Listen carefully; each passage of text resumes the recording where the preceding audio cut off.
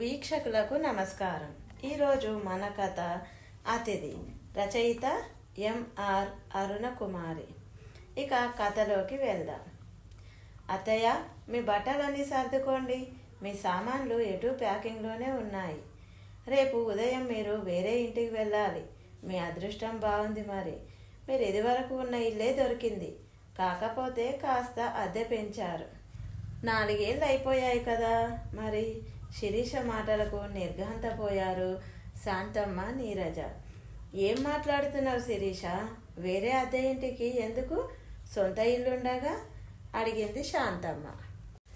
ఏంటి, మనకు సొంత ఇల్లుందా? మరి నాకు ఎప్పుడు చెప్పలేదే?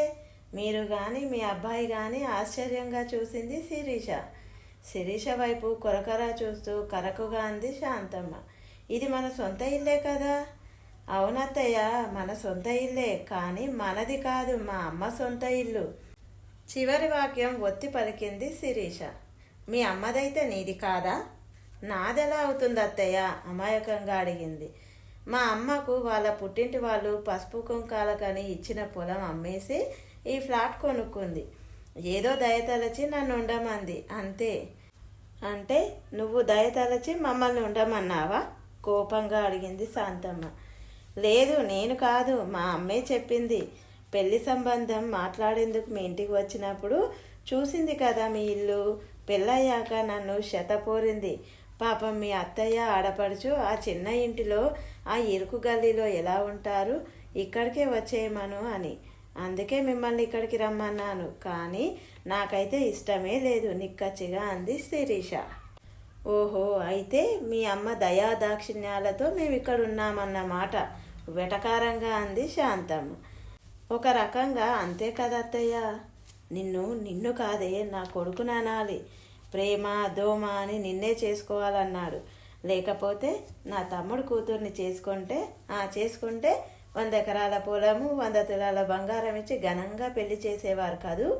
పాపం మీ అబ్బాయి మీ మాట వినకపాయే, మీకు అవన్నీ అనుభవించే ప్రాప్తం లేకపాయే అని శిరీష వెటకారంగా అంది. శాంతమ్మకు భరించలేని కోపం వస్తోంది. ఉన్న పొలం అంతా మామయ్య గారు తాగుడుకు పేకాటకు తగలేస్తే ఉంటున్న ఇల్లు అమ్మి కూతురు పెళ్లి చేసి పొట్ట చేత పట్టుకొని పట్నం వచ్చారని, నీ కొడుకు కష్టపడి చదువుకొని టీచర్ ఉద్యోగం సంపాదించుకున్నాడని ఎవరో చెప్పగా విన్నానే. ఆ మధ్య వచ్చిన మీ చెల్లెలు చెప్పారులే. మీరే స్వయంగా వెళ్ళి అడిగినా ఒక బడిపంతులకు కూతుర్ని ఇచ్చేది లేదని, సాఫ్ట్వేర్ ఇంజనీర్కే ఇస్తానని మీ తమ్ముడు అన్నారట కదా, మర్చిపోయారా మరి?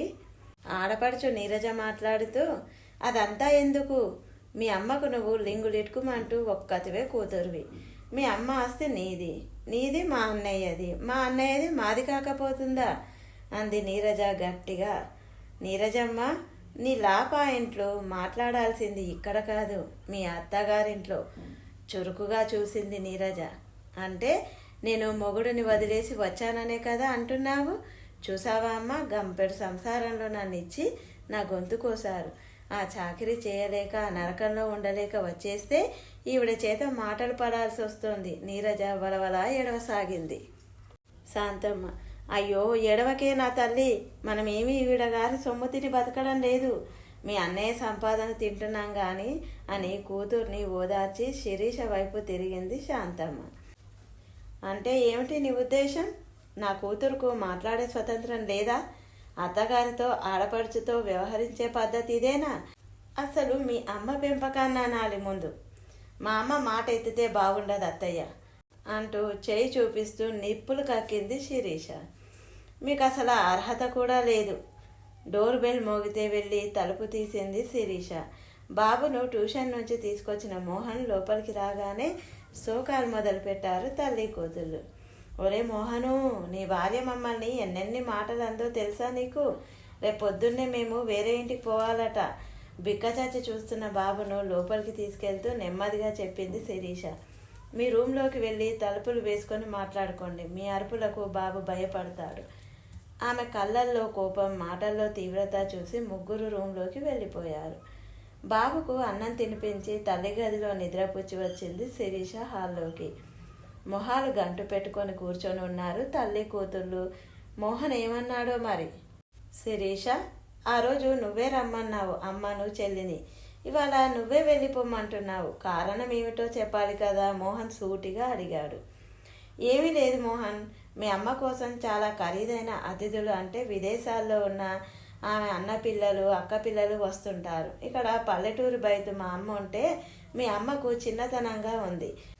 పోనీ అమ్మను ఊళ్ళోనే ఉంచుదామంటే తనకు వయసు అయిపోతుంది. ఆమె ఒంటరిగా పల్లెల్లో ఉండటం ఎందుకు, ఇక్కడే ఉండని అనుకున్నాను. వద్దని మేము అనలేదు కదా మోహన్ అడిగాడు. ఆమె ఇంట్లో ఆమె ఉండటాన్ని వద్దని మీరెలా అంటారు, చురుగ్గా అంది శిరీష. ఆ మాట అనలేదు, కానీ అవమానం చేశారు. కోపంతో రగిలిపోయింది. అవమానమా? అవమానం కాకపోతే మరేంటి? మధ్యాహ్నం మీరు చేసిందేమిటి అత్తయ్య, గర్జించింది శిరీష.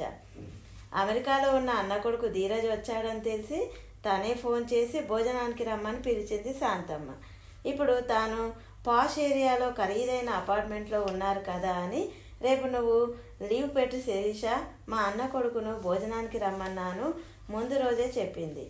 ఇదివరకు ఆమె బంధువులు ఎవరు వచ్చేవారు కాదట. ఆ ఇరుకు గల్లీలో కారులో రావటం కష్టమని వంటగది హాలు మాత్రమే ఉన్న ఆ చిన్న ఇంట్లో నలుగురు కూర్చునే స్థలము లేదని మొహాన్నే చెప్పేవారట.